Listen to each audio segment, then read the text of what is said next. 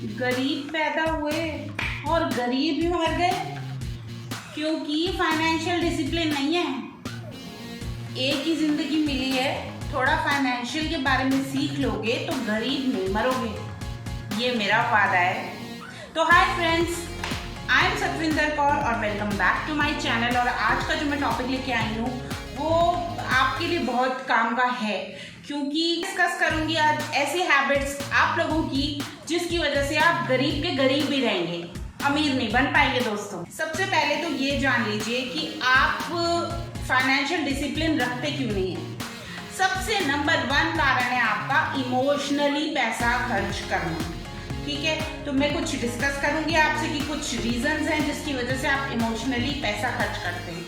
उसमें तो सबसे पहला ये है कि आप सोचते हैं कि मुझे इज्जत बचानी है। अरे मेरी इज्जत का क्या होगा, अरे इज्जत बचानी है। सबसे बड़ा रोग कि क्या कहेंगे लोग, यही सोच सोच के पैसा पानी की तरह बह गया और मैं गरीब रह गया। उसने तो अपने बच्चे की शादी में इतना पैसा लगाया था, अरे मैंने तो उसकी शादी पर कितना खाया था, अरे उसने भी तो शादी पर बुलाया था। बर्थडे हो गया, एनिवर्सरी हो गई, बड़े बड़े लंबे लंबे big fat weddings, big fat events.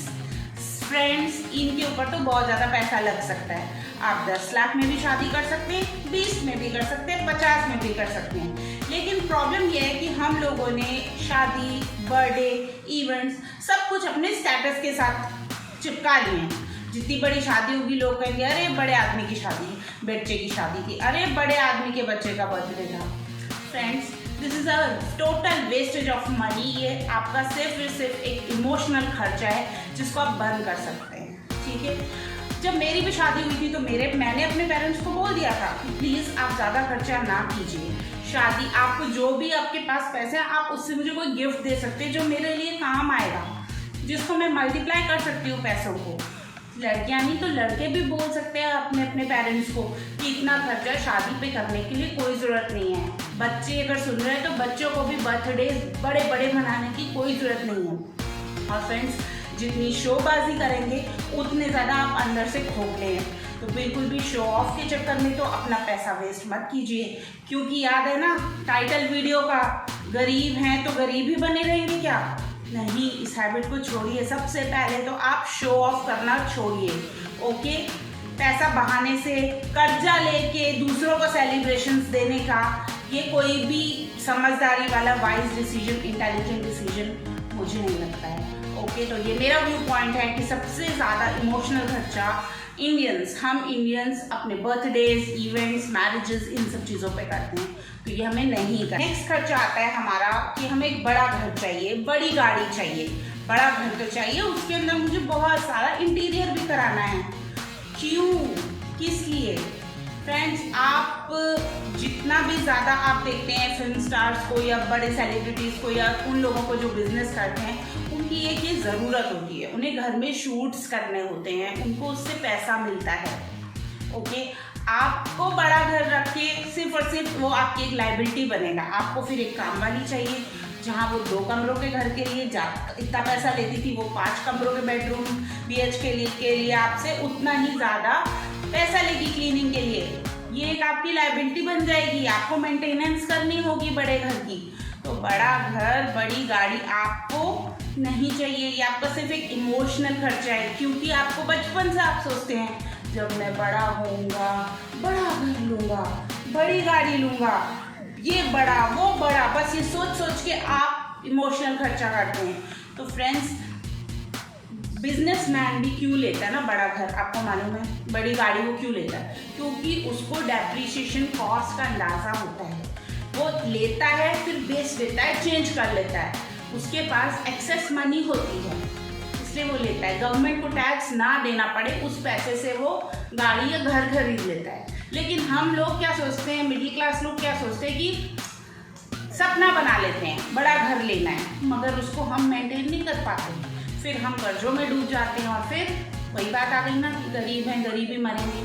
तो ये आदत छोड़ दीजिए इस तरीके का सपना शो ऑफ छोड़ दीजिए। या तो अगर आप बिजनेस कर रहे हैं, एक्सेस पैसा और गवर्नमेंट को नहीं देना चाहते टैक्स, या फिर आपको डेप्रिसिएशन कॉस्ट आपको मालूम है, इस तरीके की स्टडीज आप कैलकुलेशंस करते रहते हैं, तो आप ज़रूर खरीद सकते हैं।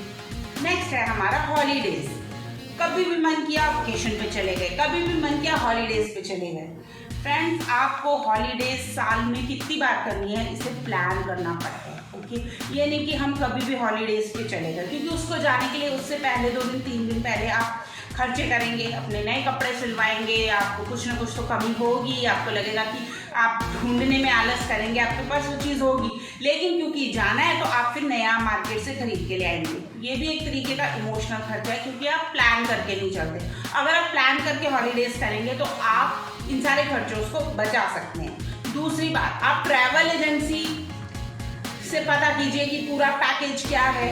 अगर वो आप खुद से कर सकते हैं और कम उसमें पैसे बचा सकते हैं तो आप कंपेयर करके हॉलीडेज को प्लान कीजिए। प्लानिंग करने से आप बहुत सारा पैसा बचा सकते हैं। मोस्ट इम्पॉर्टेंट आपको बात बताऊँ, आप समझिए इस बात को, हो सकता है आप मेरे से डिसएग्री करें, मगर फॉर्मल एजुकेशन जो इंडिया में है ना, वो एक टोटल पैसा वेस्ट है। आप बच्चों की फीस भरते हैं 2-2 लाख 3-3 लाख रुपए, MBA कराते हैं 10 लाख की 15 लाख की, ठीक है। उसके बाद क्या होता है, प्रैक्टिकल नहीं होती वो पढ़ाई, मैं आपको बता दूँ।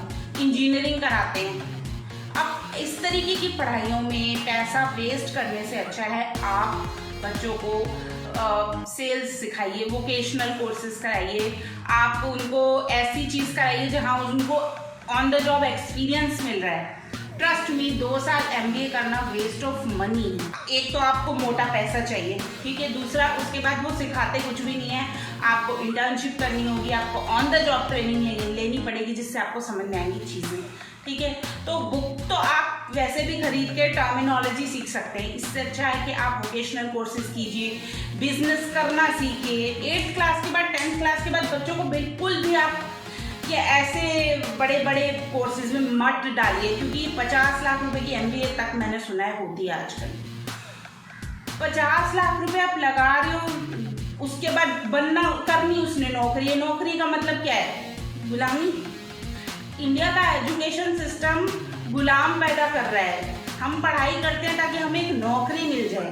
नौकरी का मतलब इंडिया हमारा सारा ऐसे ही जा रहा है, गुलामी की तरफ जा रहा है। ये अंग्रेजों ने पढ़ाई इस तरीके की फॉर्मल एजुकेशन शुरू की थी, वरना मतलब उससे पहले क्या था, गुरुकुल में क्या होता था, प्रैक्टिकल ट्रेनिंग सिखाई जाती थी, स्किल सिखाए जाते थे जिससे कि आपको नौकरी मिलेगी। आप अपने बच्चे को, मैं कहती हूँ, कोई भी वोकेशनल स्किल करा सकते हैं, कुछ भी, जिससे वो फॉर्मल एजुकेशन में कुछ नहीं रखा। बुटीक खोल सकते हैं, बहुत बड़े बड़े शोरूम खोल सकते हैं, आप उसको 3 महीने का टेलर का कोर्स करा दीजिए। मैं कहती हूँ वो कुछ सीखें, वो कुछ नहीं सीखते। कॉलेज जाते हैं, आपका पैसा लेते हैं, लंबे लंबे प्रिंट आउट कराते हैं, बुक को फोटोकॉपी कराते हैं, जिसका कोई मतलब नहीं है, दोस्तों के साथ घूमते फिरते हैं, अलग अलग उनको आदतें लग जाती हैं।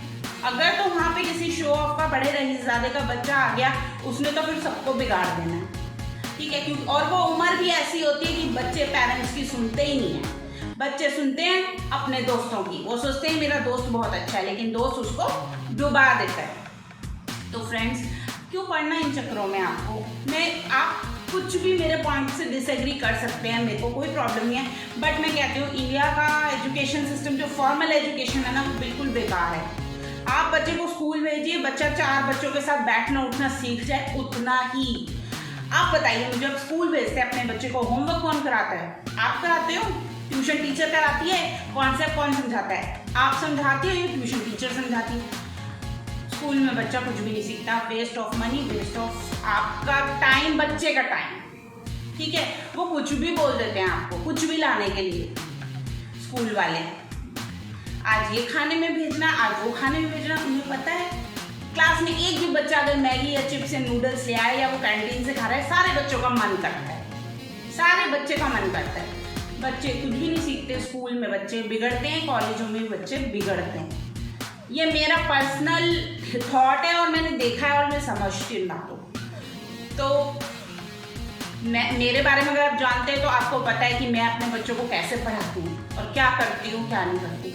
तो तो जानिए मेरे बारे में, सर्च कीजिए सतविंदर। खर्चा है आपका नेटफ्लिक्स पे या ये टीवी रिचार्ज कराने का, इस तरीके के खर्चे हैं। इन खर्चों को भी हम बहुत ज़्यादा मिनिमाइज कर सकते हैं। इनके बदले हम कोई ना कोई कोर्स कर सकते हैं, कोई वेबिनार अटेंड कर सकते हैं, कोई वर्कशॉप कर सकते हैं, आप मुझसे काउंसलिंग भी ले सकते हो बहुत नॉमिनल फीस पे।